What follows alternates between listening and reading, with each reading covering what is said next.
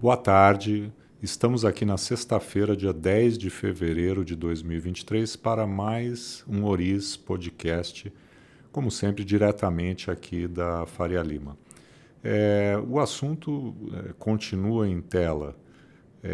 As incertezas na política econômica, os ruídos com relação à política monetária, alteração de meta, ao lado das incertezas e indefinições com relação ao arcabouço fiscal.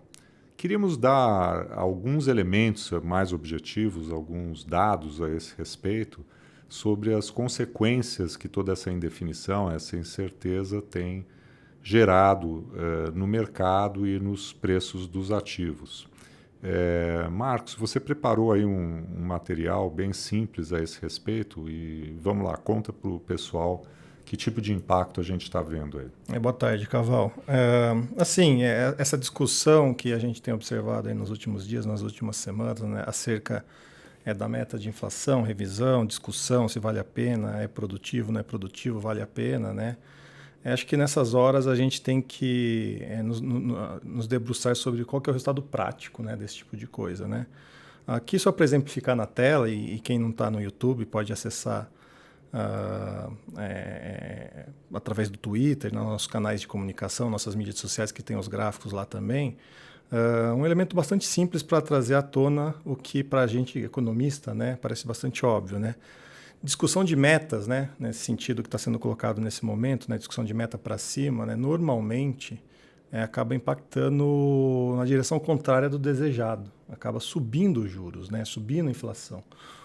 E o que a gente observa desde o final do ano passado, desde novembro, dezembro do ano passado, é que quando surgiu os valores da PEC da transição, e agora mais especificamente quando está mais em voga a discussão da revisão da meta, né, a gente teve um forte deslocamento das expectativas de inflação na curva de juros do Brasil, né? Não sei, no que está atrás da gente, né, no gráfico, né, a gente tem muito claramente aí que se em dezembro, novembro do ano passado, ao longo do horizonte relevante de política monetária, esperava-se uma inflação aí ao redor de 5,5%, o que a gente tem hoje é um forte deslocamento para alguma coisa mais próximo de 7%, entre 6,5% e 7%. Então, toda essa discussão nada mais está trazendo do que mais inflação para o consumidor, para a família, para o empresariado e mais incerteza, né? E acho que nessa linha, né, também só destacar um outro gráfico aqui que está atrás da gente, é que ao mesmo tempo que você tem um deslocamento das expectativas de inflação, você também tem um deslocamento do juro real esperado para frente, o que é pior ainda, né? Porque, vamos lá, supondo que a gente tivesse um deslocamento da inflação um pouquinho para cima, com o juro real mais para baixo, tudo bem, parece que não seria um grande problema, mas não é isso, a regra econômica não diz isso, né? A desancoragem das expectativas de inflação acabam jogando para juros reais mais altos na economia. E é isso que a gente está vendo. A gente está semeando, né, a gente que eu falo, o governo está semeando problemas à frente e a gente provavelmente vai colher, como resultado disso, menor crescimento econômico e juros mais altos, mais incertezas, menos investimento. Então, acho que é por aí que a gente está caminhando nesse momento, né? E tudo isso está acontecendo contrariamente ao que a gente vê ao redor do mundo, né, Caval? Como exemplo que a gente vinha seguindo como boas práticas internacionais, né, ainda que com todas as limitações que um país emergente normalmente enfrenta, a gente estava indo na direção correta e parece que a gente está mudando de rumo, né? Aliás, você usou a expressão colhendo juros mais altos e na semana passada exatamente houve um editorial da Folha de São Paulo que chamava-se, intitulado, Colhendo Juros, né? E o que nós procuramos mostrar, o Marcos inclusive disponibilizou esses gráficos para quem quiser olhar mais no detalhe no Twitter, né? Então, lá dá para enxergar os diversos vencimentos. O que nós estamos, de fato, observando é uma elevação do juro real, né, que está ligado ao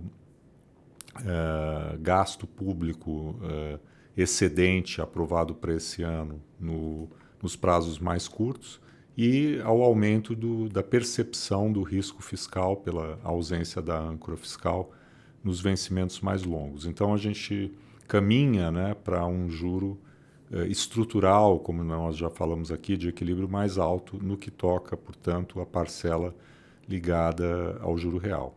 E, na medida que as expectativas de inflação também sobem por conta da desancoragem, dada a sinalização do governo com relação à possibilidade de elevação de meta, de escolha de nomes não técnicos para a direção do Banco Central. A outra componente da taxa de juros, a inflação, né, a parcela da taxa de juros que compensa a inflação esperada, né, e que somada ao juro real define a taxa de juros, né, total que nós temos no mercado, ela só pode subir porque as duas partes, né, estão em elevação, né?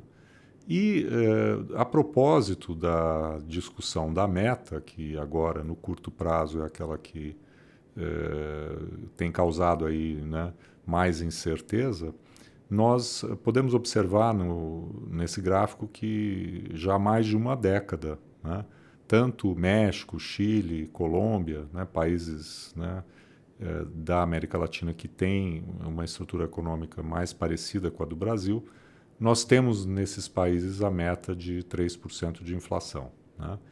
O Brasil ficou, né, parado numa meta totalmente anômala de 4,5%, né, desde 2000 se não me engano, 2004 ou 2005, e vínhamos num processo, né, de convergência para níveis internacionais, no que toca emergentes, a meta de 3%. E nos anos anteriores à pandemia, 2017, 18, 19, a inflação oscilou em torno desse valor, né? A pandemia, evidentemente, causou um desequilíbrio, né, de oferta e demanda em escala global. Nós ainda vivemos, né, essas consequências. E, nesse sentido, o fato de não termos, né, conseguido alcançar a meta de inflação no ano passado e provavelmente nesse também tem muito a ver com esse fenômeno que é global e que ocorreu, inclusive no caso dos países desenvolvidos, né? E nesses emergentes que a gente tem E também citando. no caso dos emergentes, né? Então, a ideia de que nós, no Brasil, não temos como adotar uma meta de inflação de nível internacional, ela não tem, né, nesse contexto, nenhum cabimento, né? E muito menos quando você observa o que está acontecendo nesse ambiente pós-Covid e diz que meta de 3% é inatingível no Brasil, né? O que a gente sim está colhendo, né, é uma desancoragem das expectativas inflacionárias em função tanto da expansão fiscal como da sinalização de retrocesso institucional no que toca à condução da política monetária. Nós já tocamos aqui anteriormente no percurso que o Brasil fez, né, de regime de metas de inflação, mas que depois foi interrompido numa meta de inflação muito alta e com um Banco Central, né, que não tinha autonomia legal e o preço que isso cobrou durante o governo Dilma. Então, nós finalmente, né, com bastante atraso, escolhemos o momento certo para, né, finalmente aprovar a autonomia do Banco Central e buscar já uma convergência da meta desde o governo Temer, bastante cautelosa, inclusive. Seria um enorme retrocesso agora nós voltarmos, né, a fazer com que a meta de inflação fosse elevada. Na prática, colheremos apenas juros mais elevados e há uma pergunta, por que, mas se for 3,5 ou 4, faz diferença? Por que 3 é o número correto, não poderia ser um pouco mais, enfim? Em primeiro lugar, que 3% é meramente o centro da meta, né? Você tolera, né, que ela seja 1,5% mais baixo, 1,5% mais alto. Nesses limites não há por que se falar em descumprimento de meta. Mas mais do que isso, né, o que nós vimos no governo Dilma é que a meta era 4,5, mas na prática, né, o Banco Central não mirava no 4,5, ele mirava num número superior, 5, 5,5, 6. Né? A inflação foi sistematicamente acima do valor de 4,5 e, num determinado momento, inclusive, né, desancorou e foi para níveis de 2 dígitos, num contexto que era muito diferente do que a gente vive hoje, porque então a inflação global era muito baixa, né? Diferentemente de hoje, aliás, né, flertávamos, né, em vários países desenvolvidos com a deflação. Né? Então, nesse sentido, nos parece aí, sem base de fundamentação na teoria econômica, né, essa ideia de que agora o Brasil precisa ter uma meta de inflação mais alta, descolada, né, do que ocorre entre as principais economias emergentes há muito tempo. É a insistência do negacionismo econômico, né, Caval? Assim, a gente já tinha cunhado esse termo lá com relação à PEC da transição, né, que ia na direção de um gasto fiscal muito aquém daquilo que a gente precisava no momento, e agora a gente está insistindo no negacionismo pelo lado de como conduzir a política monetária. Exato, ela vai contra a grande maioria dos economistas, né? É claro que existirá, né, aqueles que são economistas e que têm opinião diferente, mas é uma minoria, assim como tivemos, né, na classe médica aqueles que receitavam cloroquina, que condenavam a vacina. Profissionais, médicos formados tinham essa opinião, mas ela não correspondia, né, à opinião da imensa maioria. E aí, enfim, nós temos aí um momento aí bastante delicado, né, para a nossa economia, porque ela já está, né, num processo de desaceleração induzido, né, pela elevação dos juros, como aliás tem ocorrido no resto do mundo, mas fica cada vez mais distante, né, o momento em que a inflação convergiria para a meta e nós poderíamos reduzir a taxa de juros. A gente estava na última conversa nossa, a gente seria um dos primeiros. A gente foi o país relevante a subir os juros. Tínhamos tudo para ser um dos primeiros a estar começando a reduzir os juros. Provavelmente não seremos mais esse país, né, Caval? Exatamente.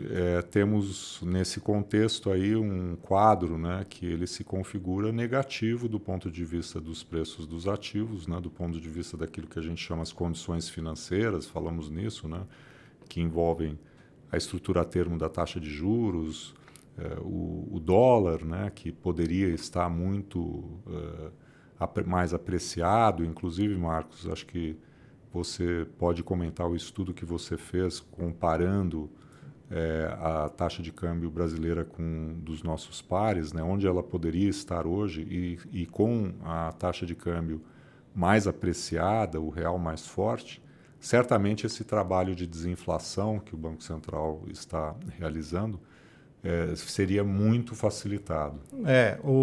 Fazendo uma conta muito simples, pegando o desempenho desses mesmos países que a gente acabou de citar, né, Chile, México e Colômbia, né, se a gente tivesse tido a moeda brasileira com o mesmo desempenho dessas moedas, desses países, a gente estaria com um real hoje, né, um dólar real, alguma coisa perto de 4,70, né, o que ajudaria o Banco Central num discurso de estar possivelmente começando a cortar os juros na metade do ano, um pouquinho antes, um pouquinho depois, mas se a gente seguisse as linhas bastante clássicas, né, de condução de política econômica e fiscal, não seria muito difícil a gente caminhar na direção de redução de juros, não é isso que a gente está observando, né?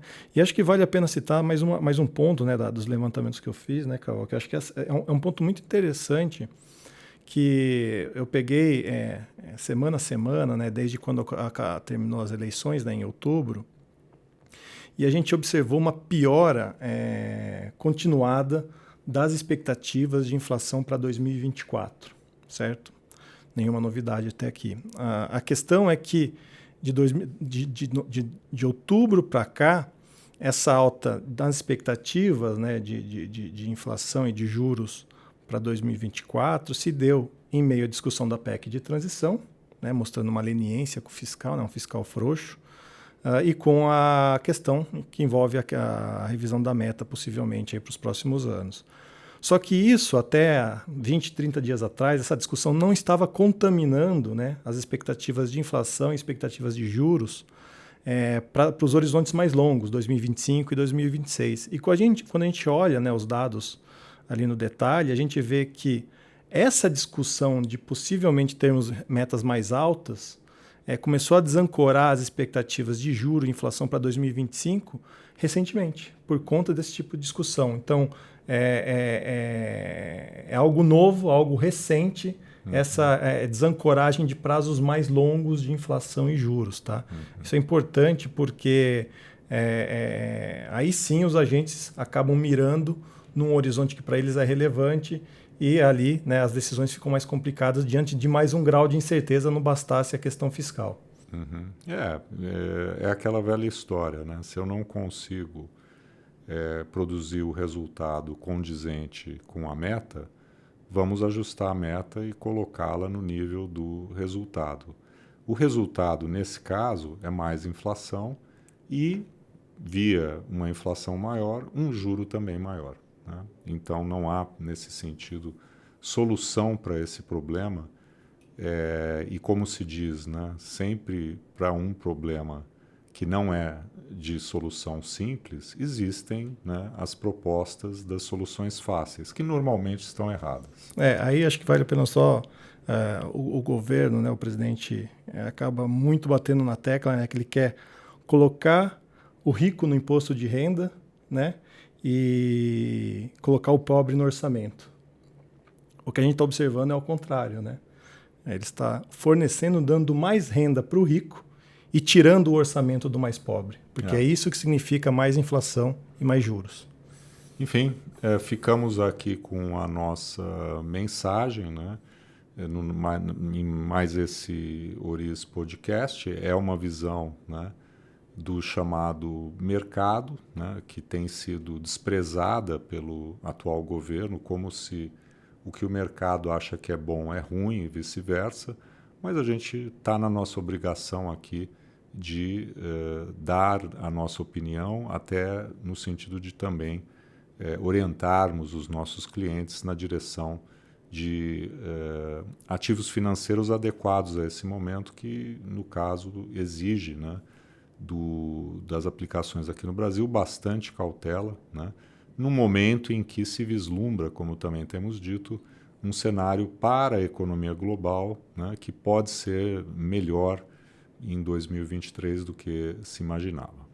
Para uma sexta-feira, acho que já falamos bastante, né, e um prazer, abraço a todos e todas e um bom fim de semana a todos. Bom final de semana.